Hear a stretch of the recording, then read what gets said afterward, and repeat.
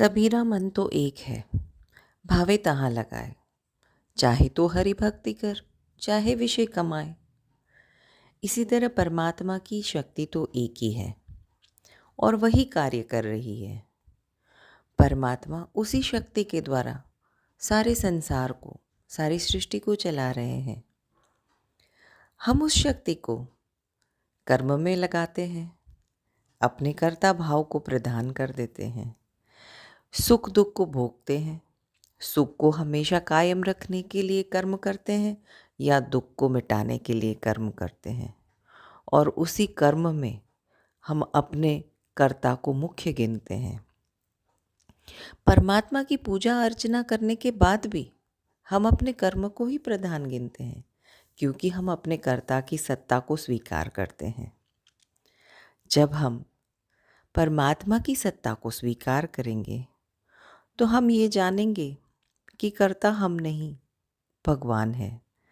कर्ता परमात्मा है, ईश्वर है, और एक गुण हम में विकसित होगा, ईश्वर प्रणिधान का।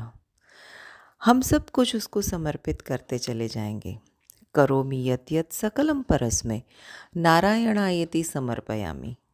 सब समर्पित होता चला जाएगा। जब हम परमात्मा की सत्ता को स्वीकार करते हैं तो उनकी सत्ता मुख्य होती है हमारे अंतःकरण में, और हमारे कर्ता की सत्ता गौण।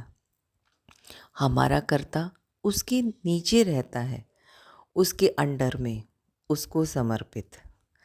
जब ऐसा होता है तो अंतःकरण के शुद्ध होने की प्रक्रिया शुरू हो जाती है, और जैसे जैसे हम साधन करें, जैसे जैसे हम परमात्मा के नाम का स्मरण करें, और जैसे जैसे हम उस सत्ता को स्मरित रखें, अपने अंतर में हमेशा हम अखंड स्मरण में रखें उस सत्ता को, तो हमारा कर्ता भाव विकलित होने लगेगा। हम ये जानेंगे कि एकमात्र परमात्मा है, और उस परमात्मा की सत्ता को अनुसंधान करते रहेंगे। वो अनुसंधान भी शक्ति ही करवाती है।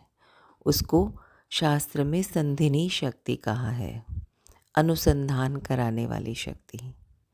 जब हम परमात्मा का अनुसंधान करेंगे गुरु महाराज के साधन के द्वारा, परमात्मा के नाम के द्वारा, तब हमें अनुभव होगा कि वो सत्ता हमसे अलग नहीं है, हमारे अंतःकरण में ही, हमारे अंतर में ही स्फुरित हो रही है। प्रातः स्मरामि हृदि संस्फुरत् आत्मतत्वम्। वो आत्मतत्व के रूप में हमारे अंतर में स्फुरित हो रही है। और जब इस का अनुभव होगा तो इस अनुभव कराने वाली शक्ति को शास्त्र में उमा कहा है, जिसे संवित शक्ति भी कहते हैं। संवित यानी संवेदना।